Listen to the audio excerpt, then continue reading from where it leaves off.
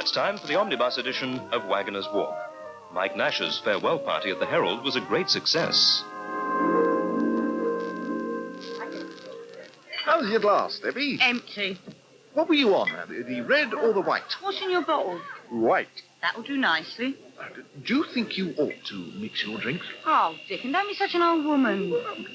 Only thinking of the baby. You don't want to worry about him. He's in the entrance hall in his carry-cot.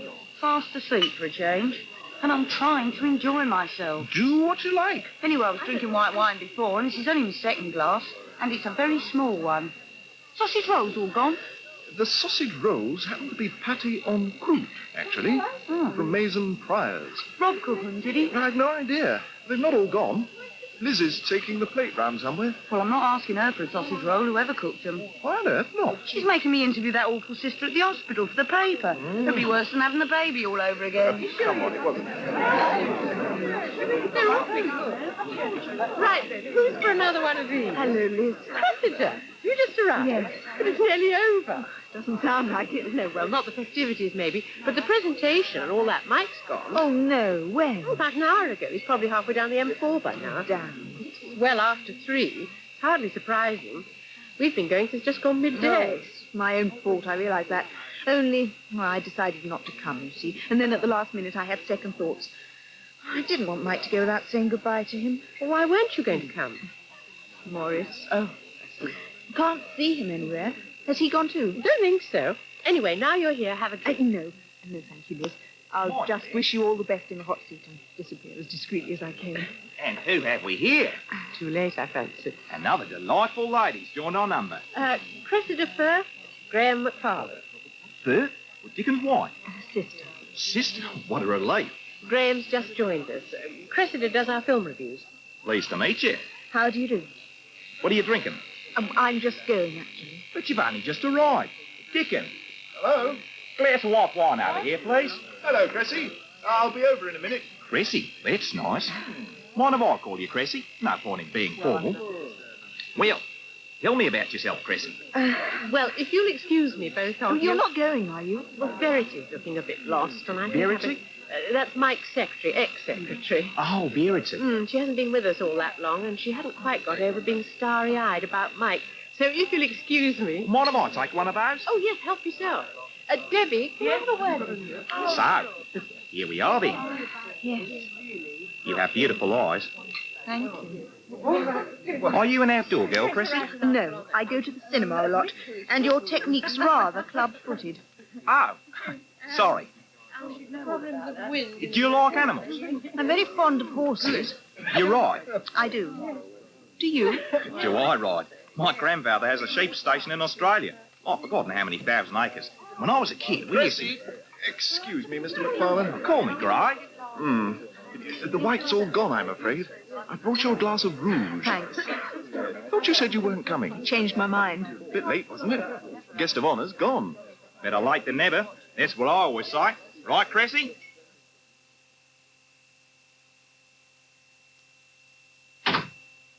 That you, Peter? Yes, it is. You didn't tell me you were going out. I couldn't find you. I haven't been outside the house. Well, you must have been in the loo then. Now, Sue Ming hasn't phoned, has she, Father? No. Oh, that's all right then. The children will be fine for another hour.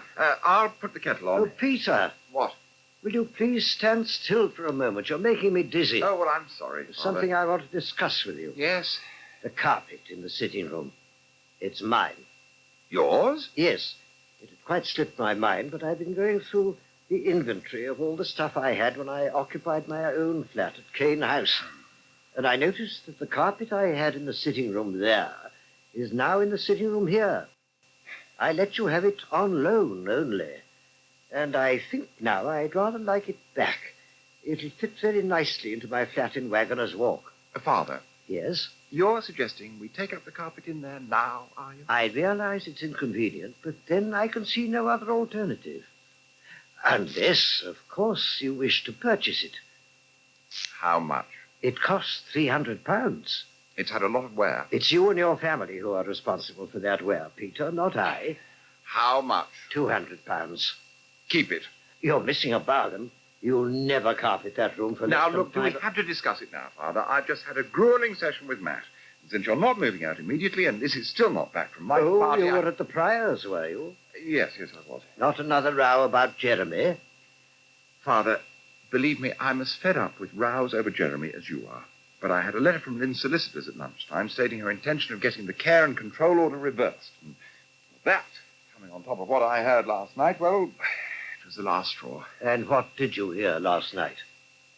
Well, the assistant Lynn has at the restaurant, in whose care she thinks it fit to place Jeremy for quite a large part of the time, well, it seems he's, oh, you know. What? Oh, you know. No.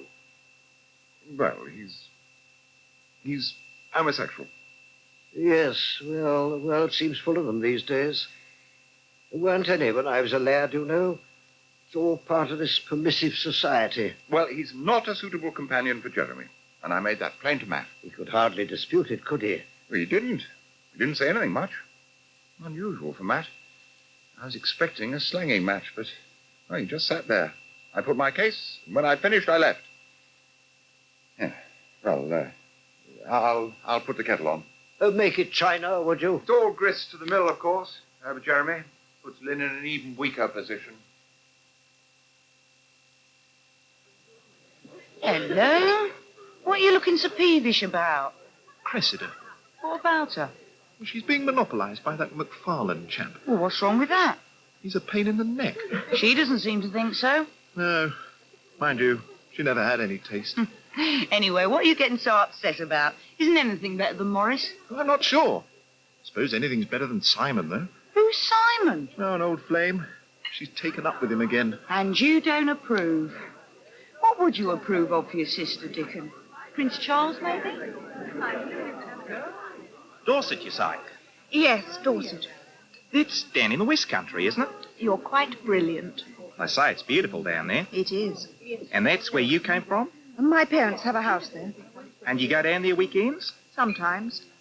I hardly know anything about England, am I right? You'll have to put that right, won't you? I'll do my best. Looking for anyone in particular? I seem to have lost your attention. I was looking for Morris. Well, it can wait till Monday, can it? Anyway, that's one man who won't want to be disturbed just now. What do you mean? He went to the editor's office ages ago with that girl with the sexy eyes from the camps. Shirley, isn't it?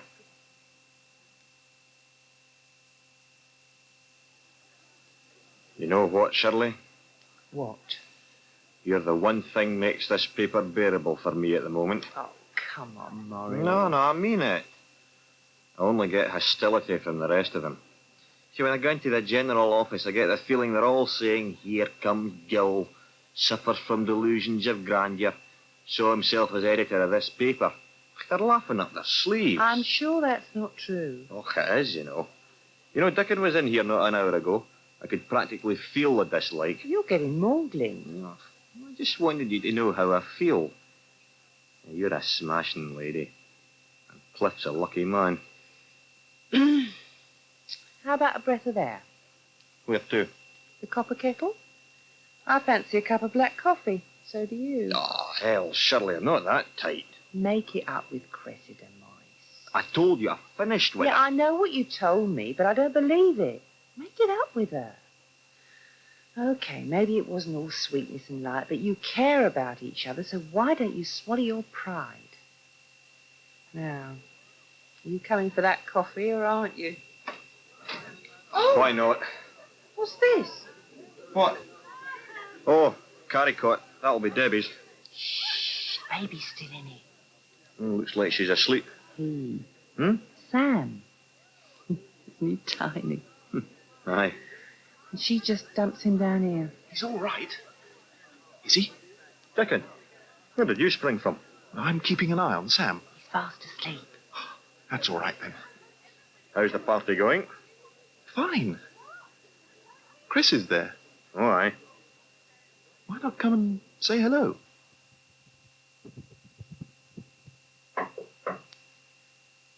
Yes? It's me. Well, you better come in if you're coming. Thanks. It's a bit dark in here, isn't it?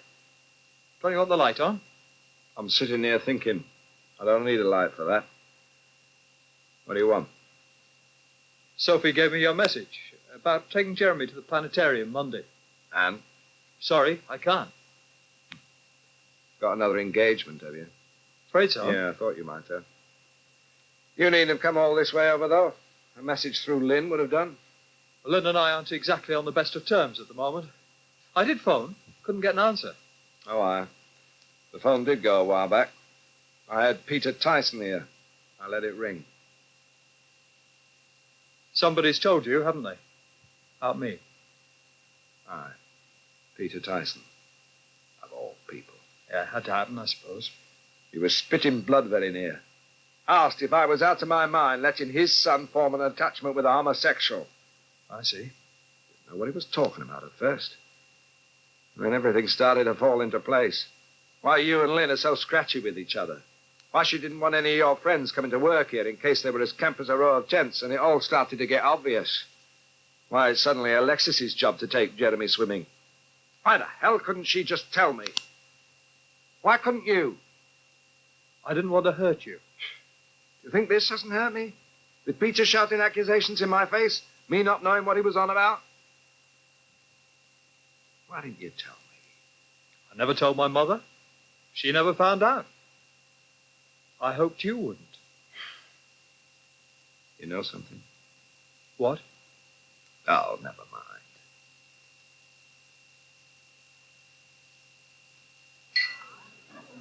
Wow, look who it isn't. Hello, Debbie. Dickon asked me to tell you the baby's okay. Good. In my considered opinion, there's something wrong with you. I love you too, Morris. I may be a little old-fashioned, but to me, a baby's A baby's a baby, Morris, and I'm not a wicked stepmother. Uh-huh. You haven't seen Cressida, have you?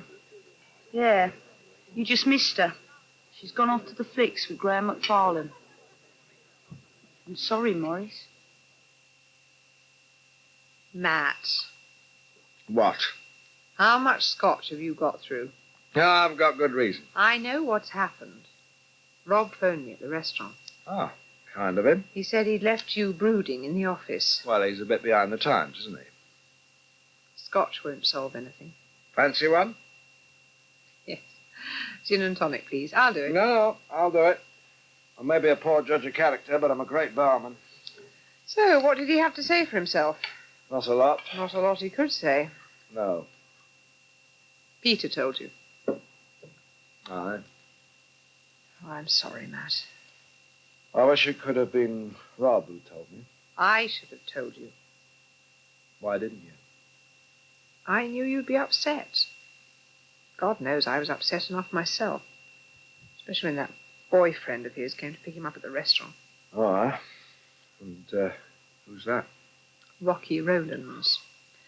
We met him at Claire's dinner party ages ago. Joanna Nash works for him. I assume that's how they met. You know what disturbs me? That all this was going on under our noses. Perhaps we were naive not to have noticed it before. Well, notice what? There's damn all there to notice. I mean, Rob's like most young chaps you meet, isn't he? There's nothing pansy about him. There were signs, though. Like what? Well, he didn't have any girlfriends. I didn't have any girlfriends at his age. I'm nothing steady. There's time enough for that. Well, anyway, now it's out. Yes. And I don't mind admitting I'm relieved. Cheers. Oh, thanks. Cheers, Matt. I'm sorry you had to hear it from Peter. Did he say how he'd found out? I think he said something about Mike Nash. I don't know. Well, thank you, Mike Nash, for a marvellous farewell present. Peter made capital out of it, no doubt. Ah, aye. The swimming sessions. Load of rubbish, of course. I mean, just because he's queer doesn't mean he goes for 8-year-olds. Possibly not. But it's still ammunition for Peter.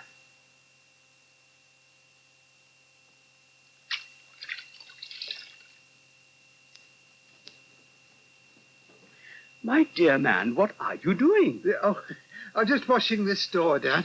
What for? Well, As you know, one always tries to leave places as others would wish to find them. Yes, but that definitely does not include washing doors. But I've nearly finished now. George, you ought to put that bucket down immediately. That is no way to spend your last afternoon on these premises, please. Oh, well, whatever you say. But I've taken the afternoon off from the bank and I've nothing much else to do. The tea chests are all over the road at number 1. There's only the big stuff to go tomorrow. The Patels are standing by. Oh, that's very kind of you, Ramesh. I do appreciate it, I assure you. I mean, most of you are in the retail trade. Saturday must be very inconvenient for you. We shall manage. Besides, if you and Cliff attempt it on your own, you'll probably slip a disc or something. Yes. No, it is all arranged. Thank you. You're welcome. Yeah, oh, I'm a rotten host, aren't I? Ramesh, do sit down. Very kind of you. I'll put the kettle on, shall I? Oh, no, please don't bother. I shan't be staying long. Oh, right you are. Munji will be moving in here. I thought he might. And 2 of his cousin brothers. Yeah, splendid. They will be helping him in the shop, so it will be very convenient. Yes.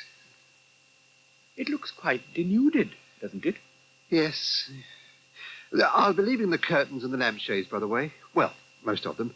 The Nashes included their fittings in the price of the house, so I've got all that sort of thing over there. Anyway, these wouldn't fit. You're moving up in the world, George. You could put it like that, I suppose. It's a much bigger house. Yes. You're not sorry to be leaving here? Oh, no. The end of a chapter in your life, eh? And the start of another. The story goes on, doesn't it? And Cliff and Shirley are there, and Arthur Tyson will be coming, my old friend, you know. And there'll be all the youngsters, the tenants. Oh, there'll be a positive houseful. I'm looking forward to it, rather. So, we haven't driven you out. Sorry? Munji, our lifestyle. Oh, you mean the joss sticks and the sitar music? And the garlic in the curry. Well, I could have done with a little less of the music, maybe, but no, you haven't driven me out, Ramesh. I bought number 1 because it was the right thing to do.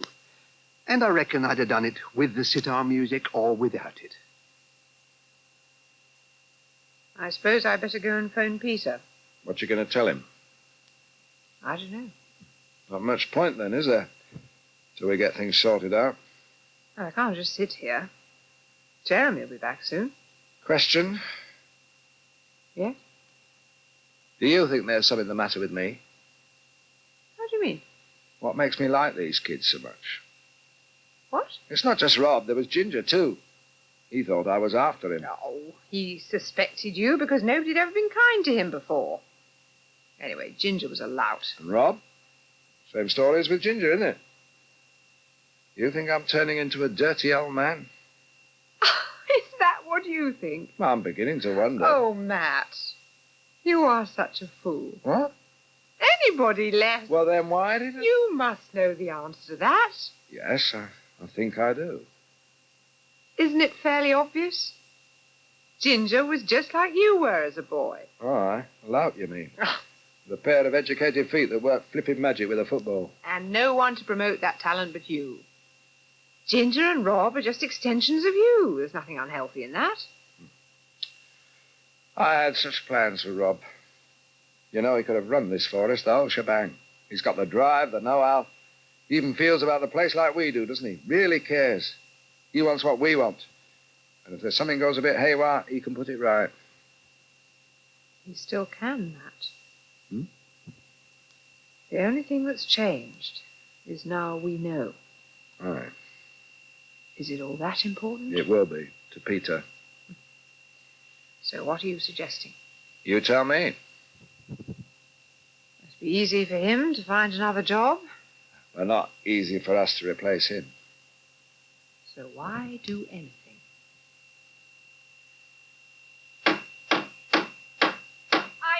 I'm not interrupting, am I? Oh, no, please, come on in. Oh, I was looking for you over at the shop, but Mandy said you'd come over here. Oh, yes, I see. I'm just nailing down these loose floorboards. Oh. What can I do for you, Mrs. Brewer? Oh, surprised to see me, are you? Tell you the truth, I am a little. You know, after what happened to the Waggoners, I thought I'd offended you in some way. Oh, bless you, no. I suppose I was just being a bit silly, but I am sorry. I was afraid I'd offended you. Oh, Well, forgive and forget. Of course. Oh, you're a nice man, George. I can call you George. Oh, well. And you must call me Jessie. Thank you, Jessie. You never think the worst of people, do you? I try not to. Well, most people do. Can't wait to get their teeth into a nice bit of scandal. I suppose that's what upset me at the pub. How do you mean? Well, we've sort of hit it off together. We have, rather. And we've really become friends, haven't we? I hope so. Well, it feels like I've known you for ages. And then when Cliff told me you bought this house instead of just renting a flat in it, it suddenly dawned on me what people would be thinking. Mm-hmm. Middle-aged lady and the wealthy widower. Oh, it worried me, because it really isn't like that at all. No. You see, I've got a bit of money now from the sale of my cottage and the land. Not a fortune, mind, but enough. Jessie, I always think of you as a very good friend, but perhaps I should be charming you for your money. I haven't got any left, you see. Huh? Everything I had has gone into this house. So, you see, if the gossips want to have a field day, they can say it's me that's after your money. I thought I heard voices. Hello, Arthur. You've met Mrs. Brewer, haven't you? Yes, more than once. How do you do? Is this a social visit, Arthur? Yes and no. I was rather hoping for a little assistance upstairs. I've got some more measuring to do. Peter's offered me £125 for an old carpet of mine at Minden Road. So I think I'll be able to buy a new one. Splendid. If you'd like to go on up, I'll follow you in about 5 minutes. Oh, no, listen, I've said what I came to say, so I'll clear off and leave you both to it. Oh, you're sure, Jessie? Oh, one more thing. I just happen to have 2 miniatures of brandy in my handbag. Why don't you have one each, huh? Oh. You don't mind drinking out of the bottles, do you? Well, I can see myself Thank you very much, Jessie. Yeah. Oh, dear. Brandy, huh? Yes.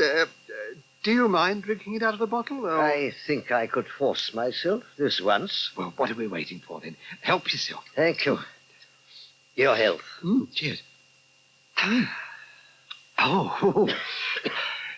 Well, it's all happening, isn't it? It is indeed. Yes. We'll soon both be in residence. Can't come soon enough for me. All hell is breaking loose at Minden Road over the custody of Jeremy. Oh, dear. Lynn's just arrived there now. One of the reasons I came over here, to get out of the line of fire. I haven't a lot to say to you, Peter, but I wish you'd handle things a little more delicately. You mean my conversation with Matt? Yes. I was very angry, Lynn. Your solicitor's That doesn't give you the right to burst into my home and make all sorts of unjustified accusations about the staff of my restaurant. Unjustified accusations? I agree to return Jeremy to you here immediately after Easter. I don't want him unsettled, and I don't think any useful purpose is served by uprooting him straight away. Okay. Apart from that, it'll give your father a few days to move out. Well, that'll suit me fine. I knew we'd be able to reach a solution, and you didn't have much of a case, you know. Sorry? Whatever advice your solicitor's given you, I think you'd have found it very difficult to get the custody decision reversed, and it wouldn't I'm exactly... going to have a good try, though. I beg your pardon. I'm returning Jeremy now to restore the status quo. I'm quite confident that in time I will get custody, and that will be the best thing for him. You're serious? I am. You really believe that taking all this to court is going to be the best thing for Jeremy? Well, you could always give in gracefully. Oh, Lynn, how can you even suggest there's a proper home for him with you? No other children, a freezer plant on the go 24 hours a day, a Greek that teaches him pontoon, not to mention Rob Pengelly. I'll be in touch again after Easter. And as for Rob, he's one of the family, just like Jeremy. Matt and I would both like you to know that. Do you think I've gone mad, Arthur? Mad, my dear fellow? Was I mad by this place? I think it was a very good move. Would you pass the sherry? Biggest step I've ever taken. Takes my breath away sometimes when I think about it. Here. I don't think you'll regret it. Thanks. Yourself? Oh, no. Oh, I've regretted it once or twice already. The way Cliff and Shirley reacted. And I did it for them. But it's no good expecting gratitude. I'm grateful. A whole flat of my own again. Breathing space. No toys scattered around to be tripped over. No crying in the night. Friends under the same roof. Well, a friend anyway. George, it's going to be paradise. Thank you, Arthur. You've been more than kind to an old man, and I do very much appreciate it. Cheers. Cheers. Yes, we're going to have some good times together, Arthur. We can play chess and Scrabble, watch television together, share meals, and still retain our independence, you know? Splendid, splendid. Yes, they're going to be good times. One thing, though. What's that, Arthur? We're not going to be seeing too much of that Brewer woman, are we? You know how she gets on my nerves. Here you are then, Rob. Hmm? 1 vodka martini. Oh, thanks. Quite a view, isn't it? One of the reasons I picked this apartment. The Thames certainly beats the Hudson. Yeah. And maybe just a shade more attractive than that horse trough you have in Waggoners Walk. What's wrong with it? Well, don't tell me that's the reason you won't move in here with me. Oh, look, we've been through all that. Only a joke, Rob. Hey, we are scratchy tonight. Sorry. You had a hard time at work? Not especially. Well, what then? It's nothing. That I can see. Look, I didn't come here to bellyache to you. Come on, Rob. What are friends for? It's Matt and Lynn. They know. You finally came clean. She guessed. Put 2 and 2 together after you collected me from the restaurant that night. Shrewd. Well, everyone doesn't have your kind of aura. And she went and told her old man, hmm? No, she didn't do that. She must have thought the shock might kill him. She just told me I wasn't to take her kids swimming anymore. In so many words. What a medieval attitude. Oh, she isn't the only one. Her ex-husband heard through the grapevine. It seems like my personal life's a burning topic of conversation at Hampstead dinner tables these days. He was hot foot round to the Prior's place to protect his son's virtue. That's how Matt found out. And was he equally liberal? Well, in a way, I'd have expected him to hit the roof. But he was just cut up. Like Mum might have been if she'd known. I'm not sure that wasn't worse. A slanging match I could have coped with. Rob. But he kept saying, why didn't you tell me? Well, why didn't you? I'd come to look on him as a father. Well, not to begin with, surely. I mean, why the hell should I tell people right off? Well, if you're not ashamed of what you are, you can tell people I'm anything. not, but I'm not the type who wants to wear a badge about it either. Look, straight guys don't have to go around saying, hi, my name's Joe Bloggs, I'm hetero. So why should I have to advertise the fact that I'm not? Because it's simpler that way. Because it saves the sort of aggro you're going through right now. All right, so you tell them. They think you're going to molest anything in trousers. Lynn overreacted, that's all. Sophie was just as bad. When she found out, she thought I had an ulterior motive for offering to help Matt. What should I do? Don't try to run with the hare and hunt with the hounds. What? Come on, let's go inside. Don't forget your drink. Okay. Look, you say you don't want to move in with me. Well, fair enough. I said no strings. But at least let me take you around a bit, huh? Show you my world. Well, your world, too. Like, what are you doing over Easter? Working. You're open over Easter? Yeah, Saturday and Monday. Why not come to Mykonos with me instead? You're joking. Yeah, a friend of mine's got a villa there. He's throwing a house party. Oh, I can't let Lynn down. Well, she seems to have let you down. Oh, forget priors for once and come with me to Mykonos. Hello? Anyone at home? Cliff? He isn't here, George. Oh, good morning, Shirley. Sorry to barge in. I thought he was with you. He was going over the road to see if you and the Patels were ready to start moving the furniture. Oh, I came across to ask him the same thing. We must have missed each other. Well, you better stay out till he gets back or you'll be boxing and coxing all morning. Do you want a coffee? Oh, not if you're busy. No, I'm not. I thought you were doing some of your Open University work. Oh, no, I was just looking at some old photographs, actually. I can spend hours looking at snaps.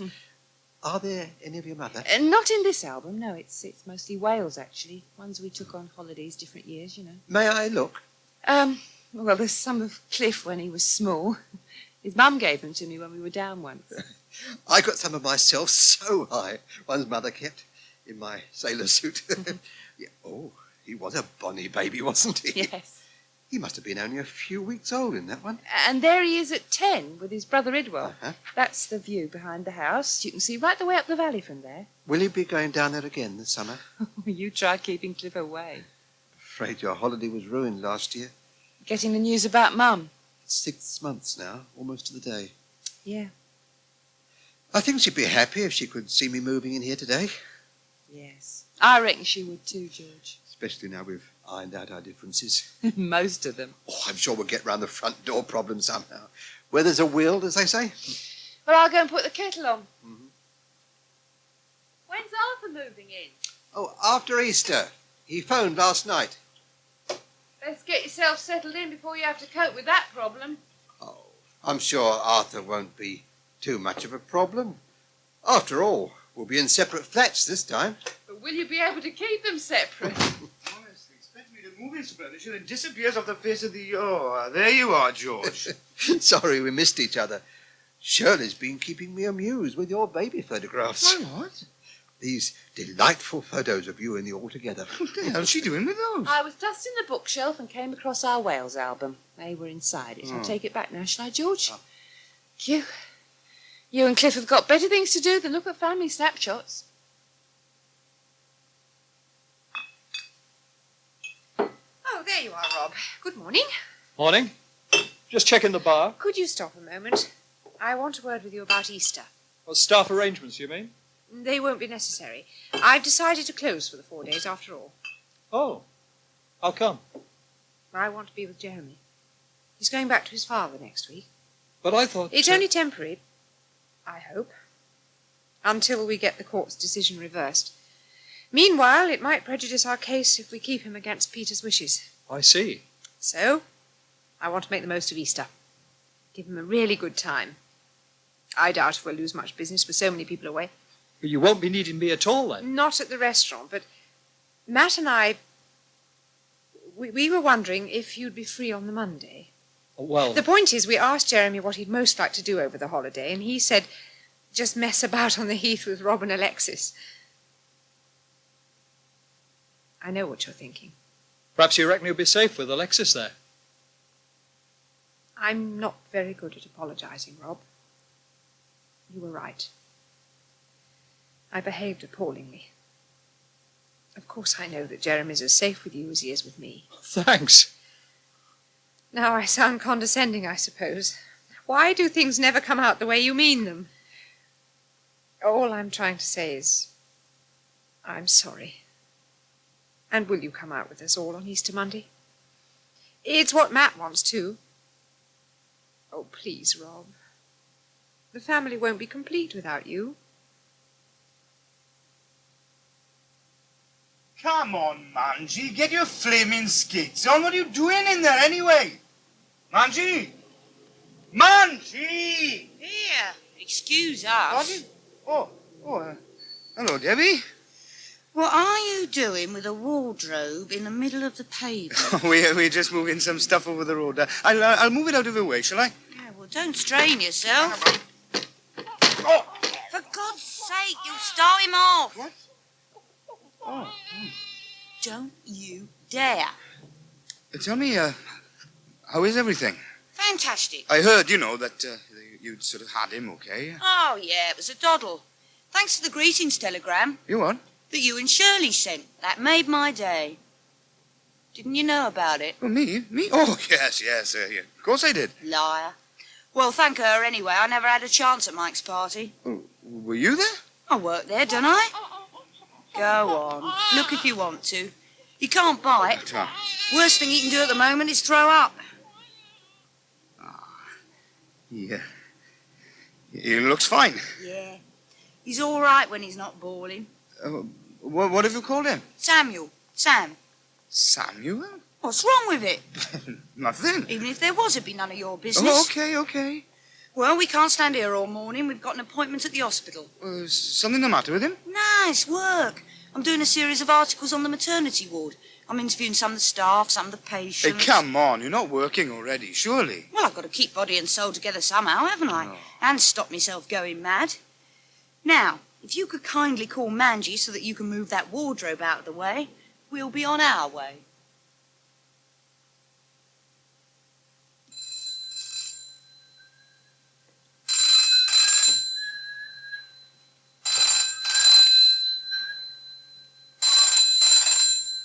Hello? Hello, Rocky. I thought you weren't in. Oh, it's me. Rob, how are you feeling today? Less doom-laden? Oh, yeah, much less. Good. Lynn apologized. What? Oh, that's great. Well, look, I rang about Easter. I'm going to be free after all. What happened? She give you time off as a penance? No, but she has decided to close the restaurant. So, if your Mykonos offer's still open... Need you ask. Well, count me in. Fantastic. Yeah, well, there's just one snag. Which is? My wardrobe isn't exactly geared to posh parties in the sun. Ever hear of Rocky Rowlands? He's quite a good friend of mine. He'll have you kitted out in no time. Bermuda shorts the lot. What are you doing right now? Nothing till 6 o'clock. Well, I'll come straight over. Or is that still frowned upon? No, it's all right. Great. What'd you feel like for supper, Cliff? Oh, whatever simple. Fry up? You had a fry-up for lunch. So I did. Not that you ate much of it. Oh, Cliff, I wish you'd talk to me. I don't mind what we have for supper when we get some fish and chips. I don't mean about food. About what's got you in this mood. I'm not in any kind of mood. I thought you'd be just the opposite tonight. I thought you'd be all cock-a-hoop because George is in your debt about the move. Look, you didn't tell me you sent Debbie a greeting telegram in hospital. But you aren't interested in the baby. You don't want to know about it. No, I don't. Only what? Is that why you got drunk celebrating the night he was born? I did say something then, did I? Nothing that made sense to anyone but me. Who told you? Jessie Brewer. Oh, she didn't realise. I was probing. I wasn't going to say anything to you, and you... Well, I think it's better that we talk about it, love. Yeah, I'm sorry. But it was only natural for you to be pleased. Far more natural than making out you didn't care at all. I don't care. It's just... Oh, hell, I saw him this morning outside the shop. I saw him at the Herald. He's lovely, isn't he? All babies look the same to me. It's just like you know. Oh, do you think so? I didn't notice. Cliff, please. We've got to be straight with each other. She's going to be living across the road. We'll be seeing them all the time. It's no use pretending he's just any baby or that we won't sometimes be affected by his existence. Well, it would be easier if he looked like her, I will say that. He may look like me, but that's as far as it goes. Oh, sure. If only he was ours. If only he was ours. That's all I could think of when I saw him lying there. Yeah, I know. That's all I could think of, too. Damn and blast. Ah, what's the matter, Liz? Oh, guess. Father's back to the bathroom. Right, first go. You knew I wanted to wash my hair for tomorrow. Darling, your hair looks fine. Well, it isn't. It's filthy. I shall feel at a distinct disadvantage if I have to chair my first editorial meeting with an itchy head. Oh, darling. Well, it's true. I'm going to need all the psychological boosts I can muster. Now, you're not getting cold feet, are you? It's not my feet troubling me, it's my stomach. I've got king-size butterflies. But you've been doing the job for the last month. Yeah, but Mike was still there. Taking a back seat. Come the crisis, he was officially in charge. It suddenly hit me. For the first time in my life, I'm number one. Which is what you want. Yeah, but it doesn't stop me feeling scared. As woman's page editor, I had a few junior reporters and freelancers answerable to me. Now I've got the whole lot. Advertising, accounts, printers, to say nothing of the editorial department. Darling, they'll all be rooting for you. Some of them will, but some of them will resent me. Yeah, no prizes for guessing who. Oh, Morris has been civil. But then he hasn't had to take any orders from me yet. Well, you'll handle it with your usual tact, I'm sure. I'll try. The last thing I want at the Herald is factions. Yes. That's what made me choose Gray McFarlane. Well, how's that going to stop the factions? I hope he'll break them up. He'd never have been Mike's choice. He's not his type at all, brash and pushy. But he's pleasant enough, and he had a good track record on his Melbourne paper. And I like his ideas. So you're not just employing him as a sop to Mr. Gill? No. I let Morris influence my decisions just so far and no more. And I'm not going to let him run the editorial meetings the way Mike used to. That's stopping us from tomorrow. Darling, I don't know what you're worrying about. Sounds as though you're going to make a formidable chairperson. So long as they know I'm in charge. Verity isn't being rebellious, is she?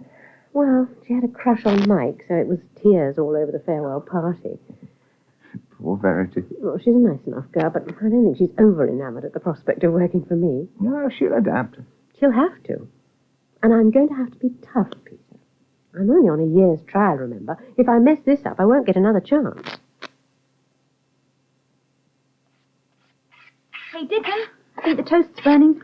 Burnt, actually. Oh, I thought I'd join you for breakfast today. Oh, so long as you're not expecting Earth Pengelly or Kedgeree a la Plymouth Hoe. Isn't Rob here? Oh, he's in, but out, if you see what I mean. What? Sleeping it off. Oh. Did you know he was going to Mykonos for Easter? Mykonos? Bloody hell, it's all right for some, isn't it? Oh, look, why don't you let me do you some more toast? Haven't got time. Mustn't be late for work today. The new editor's starting. Oh, Peter Tyson's wife. Yes, though I don't think many people think of her as that these days. Most people regard her as feminism's answer to Citizen Kane. I used to have a thing about Peter Tyson. Oh, did you? Yes, in my hot youth.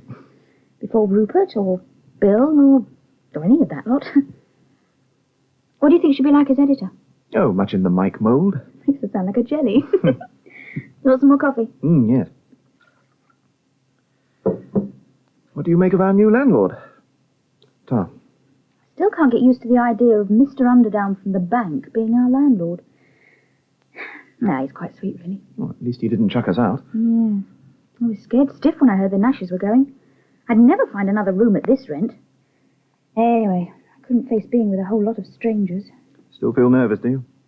Stupid, isn't it? No. I mean, a lot of the time I'm fine when I'm here with you and Rob or people I know. I don't even give it a second thought, but sometimes in the street I get all sort of panicky. And when I meet new people, I just want to run in the opposite direction. When will the case come up? Could be another 3 or 4 months. God, I thought of going through all that again. Still, once it's over, it'll be easier for you to forget it all. Perhaps. Anyway, for the moment, this place is my security, which is why I intend to be the model tenant. Oh, that reminds me, rent's due, isn't it? Is it the end of the month already? I'll leave it out this morning. Create a good impression with our new landlord.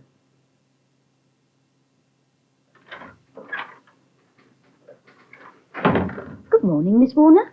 Good morning, Verity. May I be the first to wish you good luck in your new job? Oh, thank you.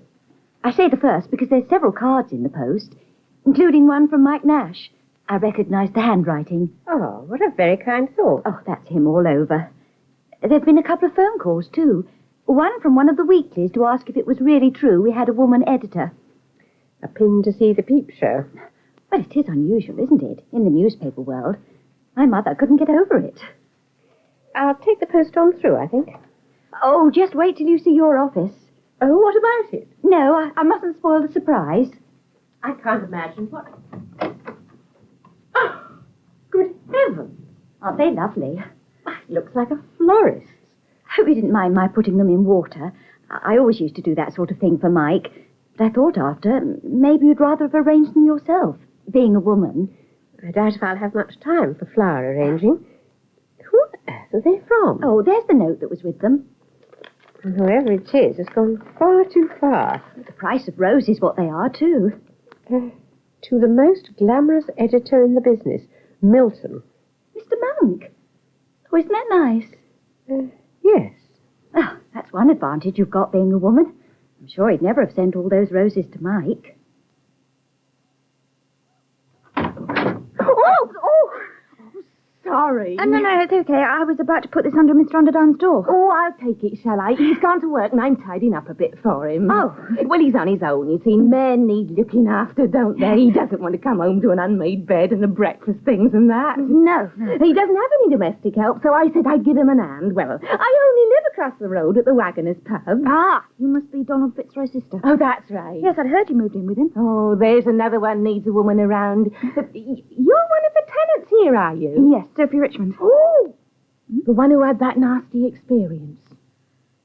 Donald told you, did he? Oh, in strictest confidence. He won't go any further. Oh, it must have been awful for you. That's something I've always been in fear and trembling of myself. Yeah, well, it wasn't very pleasant. Well, there's another reason I moved down here with my brother. After my hubby died, I could never feel at ease in that house. Oh, really? You're lucky to be somewhere like this. Nice people. Yes, I am. And a lovely person like George is your landlord. I had to go that mad. Oh, I took to him the moment I met him. You can always tell, can't you? Yeah, I used to think so. Oh, you can. There's baddies in life and the goodies, and George is a goodie. Did you know his wife? Yes, she was smashing. Donald said. Oh, sad when they'd been married such a short time. Yes. Well, at least I had a few good years. Still, who knows? Perhaps one day he'll take the plunge again.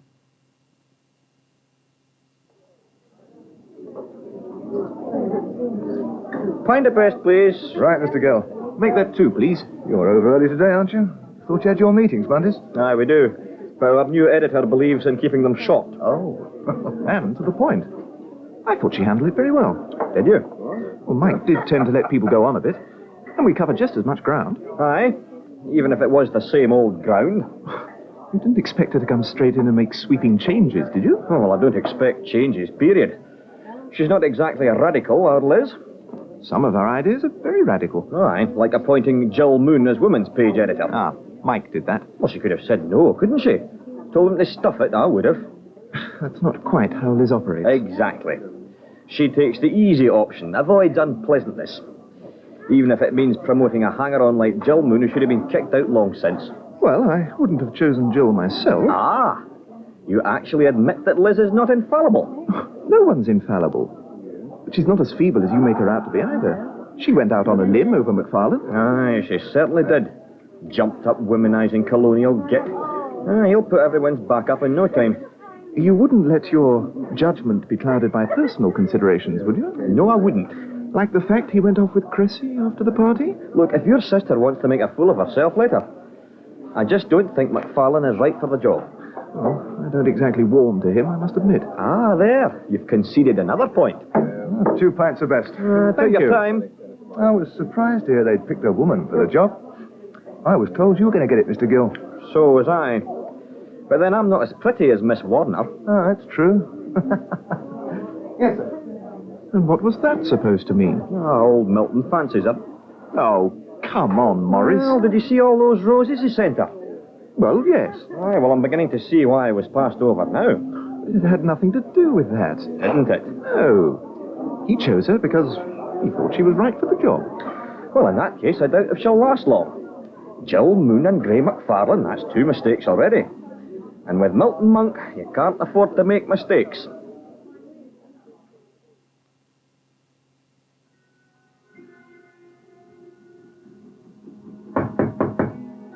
Miss Richmond? Yes? Mr. Underdown. Could you spare me a minute? Oh, just a tick. Hello, Mr. Underdown. Finished at the bank? Yes. I got up a bit early today. Everybody balanced. Oh, good. Oh, I hope my radio isn't disturbing you. No, I don't mind the radio. Oh, good. I just wanted to catch you before you left for the restaurant. It's about your rent, you see. Did you get it all right? Oh, yes, indeed. If you've got your rent book handy, I'll sign it for you. Oh, well, I haven't got a rent book. Ah. The boys upstairs have one. I didn't have an official arrangement with the Nashes. Yes, it did appear to be rather loose. Yes, they let me have the room as a favour, really. Quite. But now they've gone, I think we should put it on a more official footing, don't you, in both our interests? Yes, I suppose so. I shall see you have a rent book from now on. Oh, thanks. I shall also, reluctantly, be forced to increase your rent to a more realistic sum, I'm afraid. But I thought... I mean, well, you said there wouldn't be any changes. I meant that no one would be asked to leave, but... well, I don't have to remind you that a room of this size could fetch 4 times what you're paying in this part of London. I admit it's pretty cheap. Not that I'm going to charge anything like that. I'm not one of your profiteer landlords, but neither am I a charity, Miss Richmond. I have to think of my overheads, which are not inconsiderable. How much were you thinking of putting it up by? £10 a week. Oh, but that's double what I'm paying now. Still very much less than you'd pay elsewhere. Lovely studio room like this, with lighting and heating included. Let's face it, as friends, the Nashes were only charging you a token rent. Yes, I suppose so. Which I, alas, am not in a position to do. I have my own commitments. I'll have to think about it. Of course. And the increase won't happen till the beginning of May. I'm not at all sure that I'll be able to afford it. I mean, well, unless I can get a pretty substantial pay rise out of my boss. Why not try? Everyone else seems to. I'm sorry to have to do this, believe me. And I'd be very sorry if you had to go. So should I. Put her through, would you? Liz, Hello, Milton. and how are you today? Fine, thank you. I take it that by now you've placed your gorgeous derriere in Mike Nash's chair. That's one way of putting it. I rang for 2 reasons, Milton. First, to thank you very much for the roses. Oh, think nothing of it. I just felt I had to mark such a momentous occasion in some way. Oh, hardly momentous. My first woman editor? I call that momentous. I'd really rather everyone tried to forget I was a woman Oh, that won't be very easy. and accepted me on my merit. Liz, we're delighted to have you. Listen, no reflection of Mike Nash, but he was getting a bit stale. That brings me to my second reason for phoning. Hmm? I'd like to arrange a meeting with you sometime soon. Of course, my dear. What about one of those Thursday lunches we promised each other? I'd prefer not to make it a lunch if you don't mind. Not on a diet, surely. No, but I want to discuss policy matters, and I think that would be easier in the office. Oh, contemplating a few changes, are you? Yes, and not small ones. One of them would mean a completely new departure for the Herald. I'm already interested. But you may not like it. Then I shall enjoy letting you try to twist my arm.